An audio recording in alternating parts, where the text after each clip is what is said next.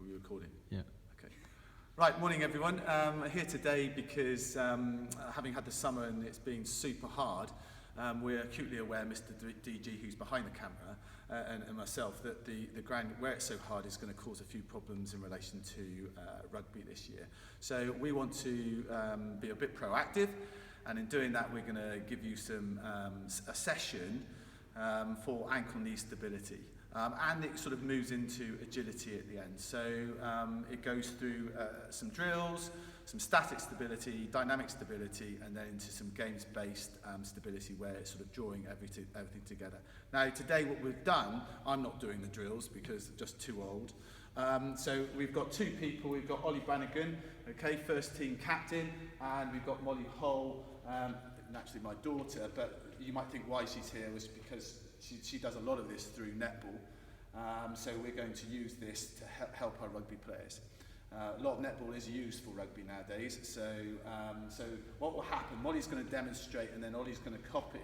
I'm not saying that Ollie isn't really efficient at this. Some of the stuff he's very efficient, but what we often find is that this is an area of sport which is neglected. One of the most important reasons why it's so important is because of the fact that it prevents injury, but also force application. So if you have strong ankle knee stability, then you're able to apply a force much better than you would if you didn't have strong ankle knee stability. Prevents injury because naturally what it does is if you're able to react to movement or to changes of angle of the ground, etc., then what you're able to do is compensate or react in a way which means that you don't turn your ankle or twist your knee or so on. So we want you to potentially do these drills and exercises over the next couple of weeks before you come back to the start term. So it'll give us a real advantage over everyone else. Okay, so the first things we're going to do are, sorry about looking at the pieces of paper, but having to remind myself. So the first things that we're doing will be stability drills. So this is like your warm-up would be normally. And so we're going to go through 4 drills in particular. The first one is just basic heel-toe. Now you've done this with your basic warm-ups out on the yard. Most of you will have done this. Really important that when you're doing it, you're going through from your heel to your toe and you're feeling the floor. Really important. With all of this stability, agility, feeling the floor is possibly one of the most important things you can do. Your body has a massive capability with your joints to sense how you're moving, sends up messages to your brain, and then sends them back down to say, contract here, contract there, so that you stabilize the joint.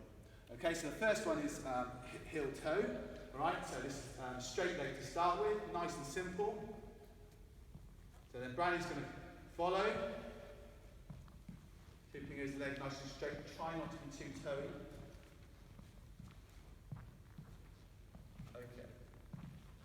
Lovely. Well, we'll do this, all the drills should be done over 10 meters 3 times. We're just going to do each one once today, so you know. The next one will be A-skips. Now some of you, especially the boys, really struggle with the timing of A-skips. Your heel should be right into your bottom, okay?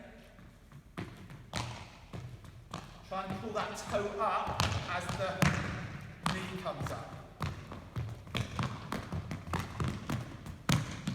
Okay, so Granny's taking slightly too big a stride.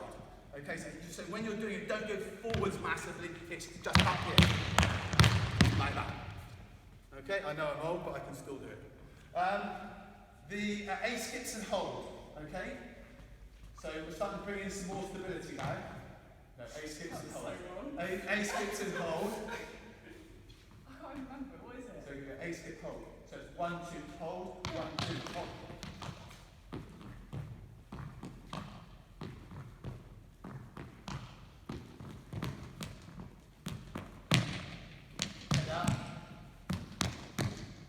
Okay, so it's quite useful watching, so we just have a little chat about this one. So Brandy, because he's trying to work it out, when you first do it, don't worry about going forwards really fast, but really concentrate on 1, 2, hold, 1, 2, hold. All right? And it's really important to get the hold. And with all the drills and all the stuff we do, make sure you do not try and take huge distances. It's not about how far you can jump and how big you can do things. It's about making sure your centre of gravity is right over the area support. That is possibly the most important thing you can remember with stability. Making sure all the time that it is literally, you're knowing where it is in relation to your feet, because this is what we're talking about, area support. That there is my area support. That there is my area support. That there is my area support. As soon as I reduce it, it's that much harder to stabilise. Okay, so the next one is step aside hold.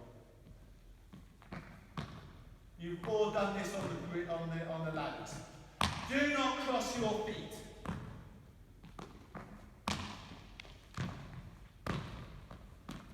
Nice, Bunny. Okay. Lovely. Right, so that would be your basic warm-up. So you do that before you do the session. Always do those particular drills. You can put in high knees, heel flicks, and all the other bits as well. No problems at all. Okay, so what we're going to do now is we're going to go into static stability. Okay, so single hops and hold. Alright, so really simple. You just hop and hold. Over 10 metres.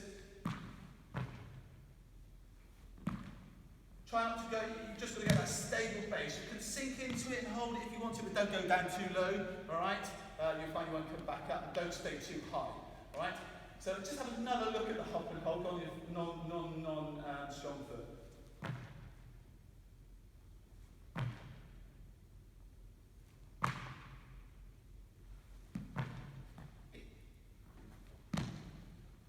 Okay, so you see what happened there? Brownie's first one, he landed on a much smaller base because he landed very much toey. So what happens then is it becomes even more unstable. So as soon as he realised, he reacted to it, and then what happened was he then planted his foot whole, and what that meant was he had a bigger area of support, and he found it much easier to actually control it. Right, so it was good. You might think, oh, he's done it wrong, he's landed on his toe. Yeah, but what was really good, that's why you're doing these drills, it was that he actually then corrected to be able to actually land correctly and get his centre of mass right over the area of support.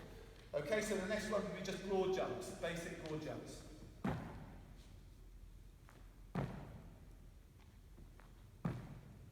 Again, really feeling that point.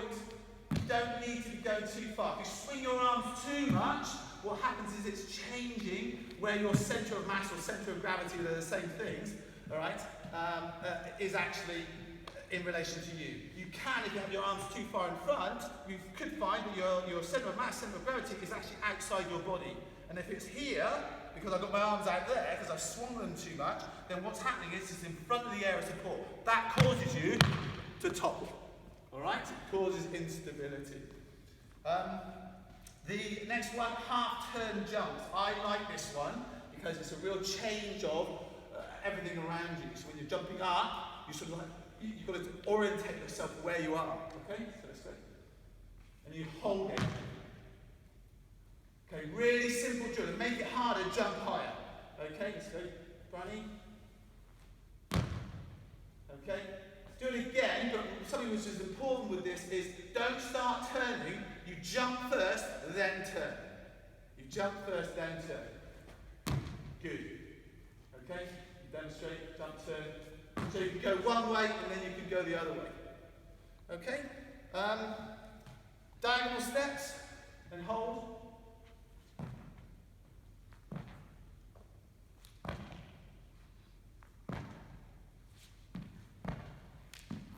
Head up. The reason why I said head up is because as soon as you put head down, what tends to do again, your centre of mass changes position. You're actually putting your chest forward, so what happens is that you're actually going out, so it's outside the area of support, and that causes instability. Alright? When I'm saying hold it for a count of 3. Anything in balance is 3 seconds. Okay? You might be thinking of how many times you do this. Well, depending on you can do 5 to 10 times. Don't need to do it anymore. Just need to do enough. Okay? So 5 to 10 times on each particular one. And when you're doing a dynamic run, as you're moving forwards, I would just do 3 times over 10 meters. Okay? No more than that. So it's 3 times over 10 meters, or 10 meters times 3. Okay? And then we have the last one, compass hops. Right, so it's like you're in a compass, you go north, east, south, west. Oh my God, I'm a geography teacher. Okay, let's go. And then change foot. Okay? On one foot. No. No, you step out to land on one. So what's you get? One. Change feet. Okay?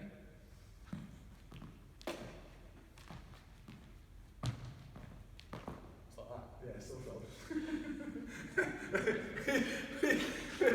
just like. So you might think I'm laughing because some of you will struggle with the whole concept of having to change foot. So you go out, back, out, back.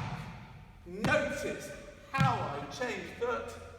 Okay, because I'm going on that side. In Branny's defence, we would normally just do that on one foot. Yeah, because, like, you can do, but we change speed. Right, it's not a problem.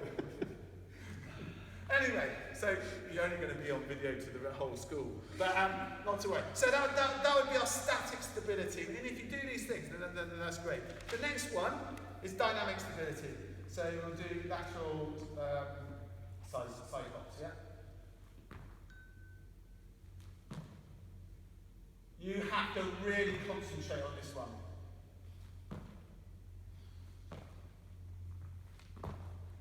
And Brian's good at this one, because this is the one I think he does. Okay, now in order to, when you land and you're here and you're pushing this way, that's okay. It's this one which is the hard one. When I'm going back, because what you naturally would want to do is put this foot down to move back this way. But what you're finding here is you're here. So what has to happen is you have to change your centre of mass to be able to then get yourself back that way, to be able to go like that. So you will start to have a toppling effect. Okay, so don't stand there and go, I'll start tilting this way and then just fall flat on your side. That's not a clever thing.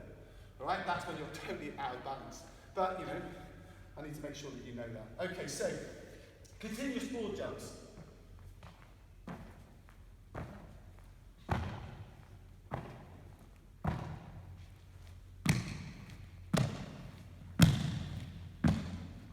Okay, now I would say to Branny that he's slightly rotating, just a fraction. And you might think, well, why is it? How does he know that? You can see where his head is. Okay, and then on the last, when he lands on the last ones, he has to take a few steps to hold himself in position. So you're not trying to make massive distance here. You're literally holding it, holding it, holding it, and you land stable. Okay? It's not about how far they can go. You just must say, how many would we do on this? Again, when we do the side hops, 10 would be enough on each leg. Okay, continuous board jumps, 5 in a row. All right, and then we're going to go now hop, jump. And change legs. Oh, Molly has to change legs. So you can go.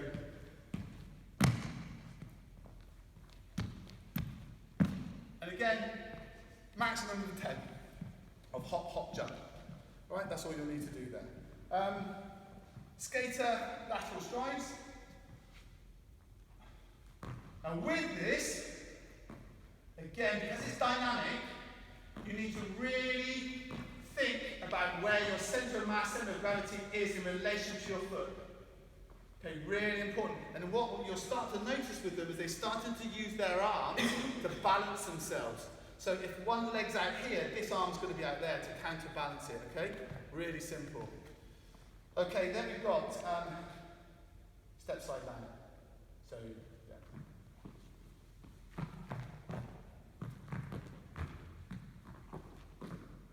Yeah.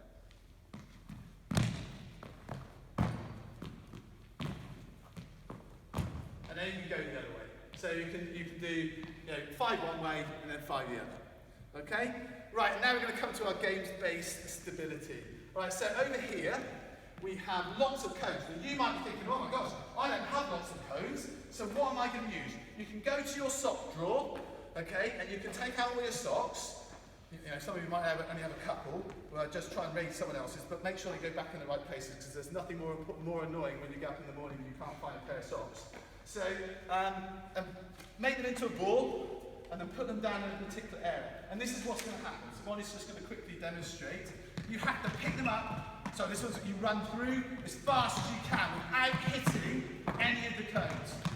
All right, so you just keep going. And you might think, well, how's this related to gates? Because this is what you do. Okay, so you must not hit the cones. You just keep moving. You can do this for 30 seconds, and you just keep moving through the box. Okay, as fast as you can. The next one is mind sweep.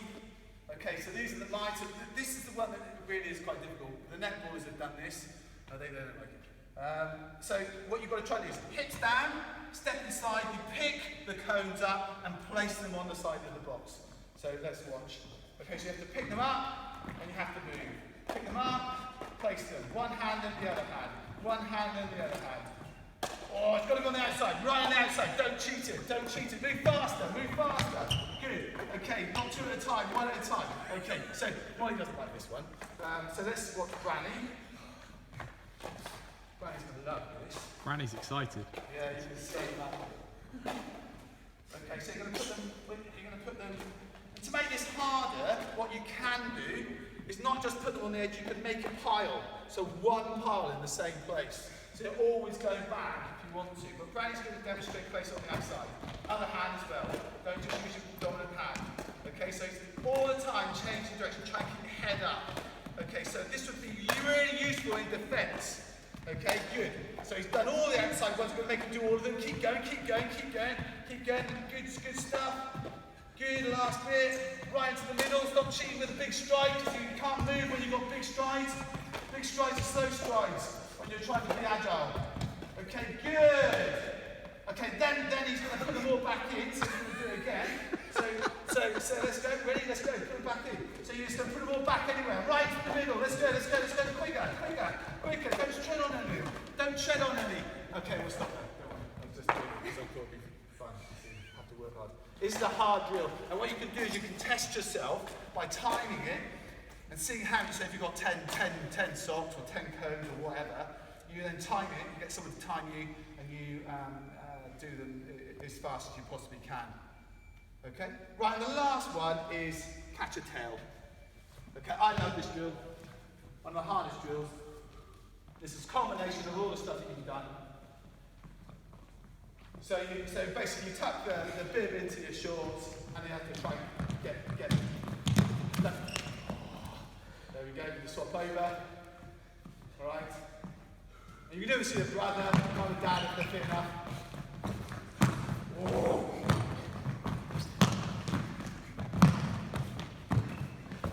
Okay, now there's something which I would pick Granny up on. Okay, and if I had you here, I'd say, what is that? What's the one thing that you're doing which I don't necessarily overly like? You know? So when you're what you do is you cross your feet over and you turn your back. Okay, so really try and keep here, so I'm able to move there. Okay, come forward, no problems. Okay, here, there. I'm able to change position much quicker. If I do that, I'm crossing the feet. So really good defensive drill as well. Heads Massively up. good for defence, and it's also good for attack. If you think about you're coming in and you've got your feet square, and you don't know what, and they go up there, oh no, I'm going to go over here. But if I turn my body, I know I'm only going to go in that direction. Whereas I'm here, pop, like that was going to do. I don't know which way it's going to go. Oh, it's going to go that way. No, it's going to go this way. Okay? That's us done. Cool. Thank you. Thanks you too.